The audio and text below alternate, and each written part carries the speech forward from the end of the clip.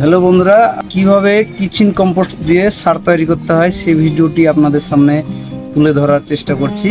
আপনারাও দেখে আমার মতন দেখে সারটা তৈরি করতে পারবেন। তাহলে দেখেন, এই যে যত কিচেনের আলুর খোসা, পেঁয়াজের খোসা, যত রকমের সবজির খোসা, ডিমের খোসা সব এইভাবে আমি যেভাবে এখানে জমা করে করে দেখিয়ে দাও, এইভাবে জমা করে 4 থেকে 5 মাস রাখলে পরেই আপনার সার হয়ে যাবে। এই যে সারটা কি রকম হয়েছে আপনাদের সামনে দেখাচ্ছি। এই যে ওই কিচেন কম্পোস্ট সার দেখুন কত ফ্রেশ হয়েছে। এবার এই সারটাকে আমি আর উন্নত মানের বানানোর জন্য কি কি মিশাচ্ছি তাই আপনাদের দেখাচ্ছি, আপনারা দেখবেন। যে এটা আমার 10 কিলো আছে কিচেন কম্পোস্ট। এবার এই যে এটা সরষের খোল, গুঁড়ো করা সরষের খোল 1 কিলোর কোটো, 1 কোটো দিলাম।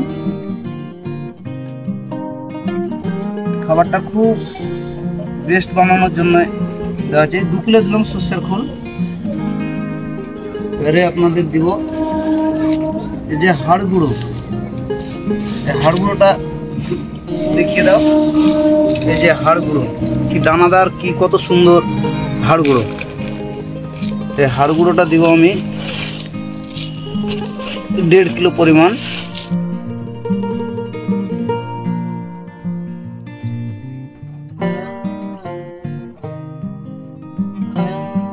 এই যে এটা নিমখোল, দেখুন ভালো মানের নিমখোল এরকমই হয়। নিমখোলটা আবার ঢেলে হাতে নিয়ে দেখাচ্ছি।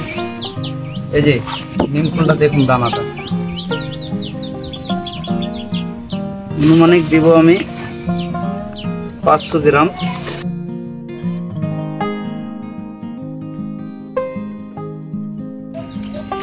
তাহলে দিলাম আমি। শিংকুচিটা দিচ্ছি না কেন, যে আমাদের শিংকুচিটা নাইট্রোজেন বেশি থাকে। শিংকুচিটা আমি পরবর্তীতে এমনি গাছে দিয়ে দিই। তাহলে এখানে 10 কিলো আমি দিলাম কিচেন কম্পোস্ট, 2 কিলো সরষের খোল, 1.5 কিলো হাড় গুঁড়ো আর 500 গ্রাম নিমখোল।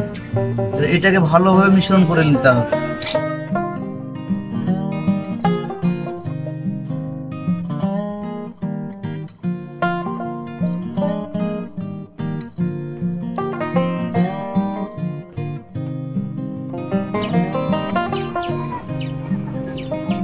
একটু জলে ছিটিয়ে,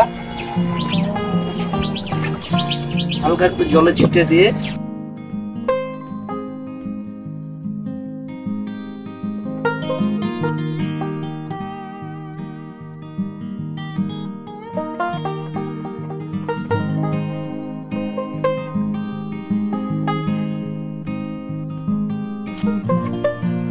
বন্ধুরা, এই যে আমার বস্তা বন্দি করে দিলাম।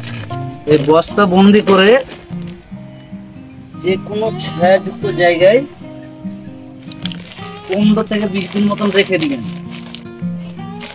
এবারে যে কোনো ছায়াযুক্ত জায়গায় রেখে দেবেন। 15 থেকে 20 দিন পরে একবার মুখ খুলে ঢেলে একবার নাড়াচাড়া করে রেখে দেবেন। আবার হালকা জলে ছিটে দিয়ে আবার মুখ বন্দি করে দেবেন। এরকম করে আপনি 15 দিন পর পর 3 বার করুন। তাহলে সার আপনার গাছের একবারে খুবই সুন্দর মানের খাবার হয়ে যাবে। আপনি এই খাবারটি সারা বছরের জন্যে আপনি দিতে পারেন গাছে, কোনো সমস্যা নাই।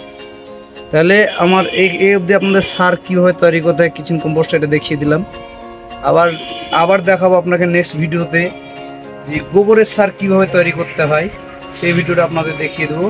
আমাদের রিয়াজ গার্ডেন চ্যানেলটিকে ফলো রাখবেন, তাহলে যখন যেটা দিতে হয়, কি করতে হয় না হয় সব বলে দিই। আপনার আজকে হচ্ছে